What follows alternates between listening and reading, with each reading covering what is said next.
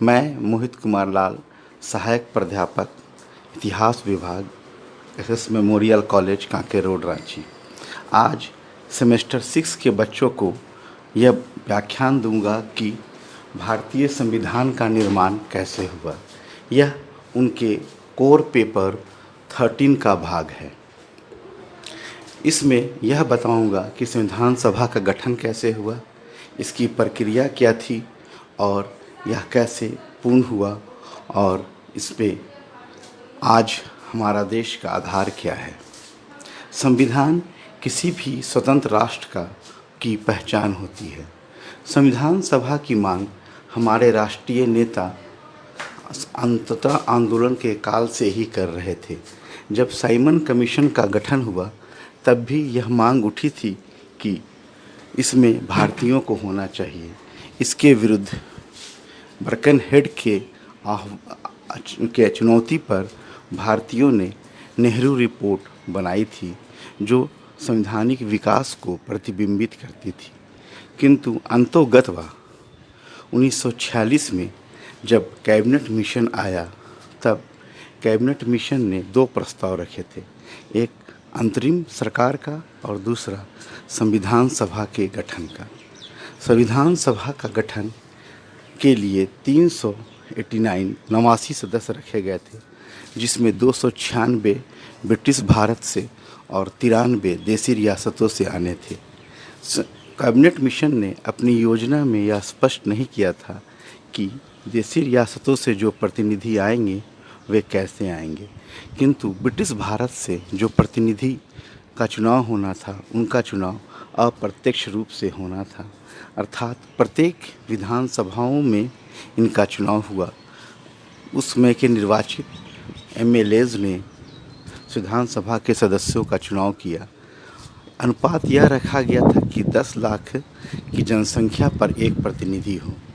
इसके हेतु चुनाव हुए, जिसमें 296 में से 211 सदस्य कांग्रेस के निर्वाचित हुए और 73 सदस्य मुस्लिम लीग के। मुस्लिम लीग को यह स्पष्ट हो गया कि संविधान में अब उसके सिद्धांतों का अनुपालन संभव नहीं हो पाएगा। अतः प्रारंभ से ही उसने संविधान सभा की बैठकों में अड़ंगे लगाना प्रारंभ किया। 9 दिसंबर 1946 को इसकी पहली बैठक हुई, जिसमें इसके उद्देश्यों पर भाषण देते हुए जवाहरलाल नेहरू ने स्पष्ट कर दिया कि संविधान सभा एक संप्रभु संस्था है और कैबिनेट योजना के तहत लगाए गए प्रतिबंधों को मानने के लिए बाध्य नहीं है। मुस्लिम लीग का प्रस्ताव था कि 3 संविधान बने, अ, ब और स। अ में आज के पाकिस्तान में स्थित राज्य हों, ब में देश शेष भारत हो और स में बंगाल और असम हो। 3 संविधान बने, किंतु इस प्रस्ताव को स्वीकार नहीं किया।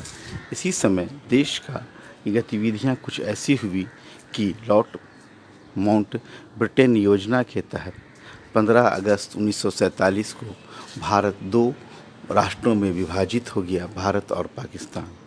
इसके बाद संविधान सभा के कार्य में तेजी आई। संविधान सभा में अनेक वैसे सदस्यों को भी सदस्य बना दिया गया जो इसके सदस्य प्रारंभ में नहीं थे, और संविधान सभा ने समझा कि इन्हें संविधान सभा में होना चाहिए। इस प्रकार कुल सदस्यों की संख्या 360 हो गई। केवल 2 सदस्यों ने इसमें आने से इनकार किया। ये थे तेज बहादुर सप्रू, जिन्होंने स्वास्थ्य कारणों से संविधान सभा की सदस्यता नहीं ली, और दूसरे थे लोकनायक जयप्रकाश, जिन्होंने कहा कि चूंकि यह निर्वाचित संस्था नहीं है और इसका निर्माण एक ब्रिटिश कानून के या अथवा योजना के अंतर्गत हुआ है, अतः मैं इसका सदस्य नहीं बन सकता। इस प्रकार 2 सदस्यों ने इसकी सदस्यता नहीं ली। लेकिन उस समय भारत में जितने भी वर्ग थे, जितने भी प्रमुख नेता थे, जितने भी स्वार्थ समूह थे, सभी को इसमें प्रतिनिधित्व दिया गया। इसके संविधान निर्माण हेतु एक कानूनी विशेषज्ञ बनाया गया, जो BN राव थे, जिन्हें संविधान सभा का कानूनी परामर्शदाता बनाया गया। वे विदेशों में जाकर उन संविधानों का गठन करते थे, अध्ययन करते थे और अपना प्रतिवेदन संविधान सभा को देते थे। संविधान सभा का निर्माण जिस प्रकार हुआ उसमें उसके प्रथम अस्थायी अध्यक्ष सच्चिदानंद सिन्हा थे और स्थायी अध्यक्ष डॉक्टर राजेंद्र प्रसाद। इसके पश्चात अनेक समितियां बनी जो विभिन्न विषयों पर विचार करती थीं और अपना प्रतिवेदन देती थी। 1948 में एक प्रारूप समिति बनी जिसमें 8 सदस्य थे, जिसके अध्यक्ष अंबेडकर थे। ये अपने सभी समितियों के प्रतिवेदन को लेकर उसका अध्ययन कर उसे संविधान सभा के सामने प्रस्तुत करते थे। प्रत्येक अधिनियम पर विचार विनिमय होता था। विचार विनिमय के पश्चात प्रस्ताव लाए जाते थे, पक्ष विपक्ष में भाषण होते थे, अंतोगत्वा उसे पारित किया जाता था। इस प्रकार 2 वर्ष 11 महीने 18 दिन बाद 26 नवंबर 1949 को हमारा संविधान तैयार हुआ, जिसमें 395 अनुच्छेद और 8 अनुसूची थी। यह तय हुआ कि 26 जनवरी 1950 को इसे लागू किया जाए। इसके पीछे तर्क यह था कि 26 जनवरी 1930 को सर्वप्रथम हमने पहली बार स्वतंत्रता दिवस मनाया था और तिरंगा फहराया था। इस दिवस को अमर करने के लिए संविधान सभा ने यह तय किया कि संविधान को 26 नवंबर को लागू किया जाए। हमारा संविधान एक गणतांत्रिक संविधान है। इसमें लोकतांत्रिक ढंग से सरकारों का निर्वाचन का प्रावधान है। बेशक मताधिकार दिया गया। उस समय 21 वर्ष तक के सभी व्यक्तियों को मताधिकार दिया गया। इसमें जाति, धर्म, लिंग, रंग भेद नहीं किया गया। इसके अतिरिक्त संविधान में संघात्मकता को अपनाया गया। केंद्र और राज्य 2 प्रकार की सरकारें बनाई गई। संविधान के 7वीं अनुसूची के अनुसार शक्तियों का विभाजन किया गया। संविधान धर्मनिरपेक्ष है, समाजवादी है, लोकतांत्रिक है।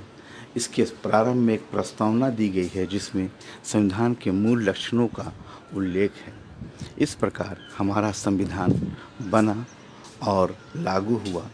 इसमें यह भी महसूस किया गया कि भविष्य में कुछ ऐसी परिस्थितियों में परिवर्तन हो सकता है जिसे मुकाबला करने के लिए संविधान सक्षम हो। अतः 368 अनुच्छेद द्वारा संविधान संशोधन की प्रक्रिया का भी उल्लेख किया गया।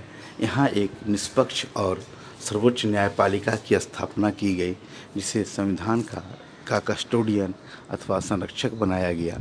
अर्थात कोई भी कानून ऐसा पारित नहीं हो सकता है जो संविधान की मूल भावना के विरुद्ध हो, और इसे देखने का कार्य सुप्रीम कोर्ट करता है, जिसे न्यायिक पुनर्विलोकन का अधिकार कहते हैं। इस प्रकार आज हमारा संविधान लागू है और सारे देश में चलाया जा रहा है।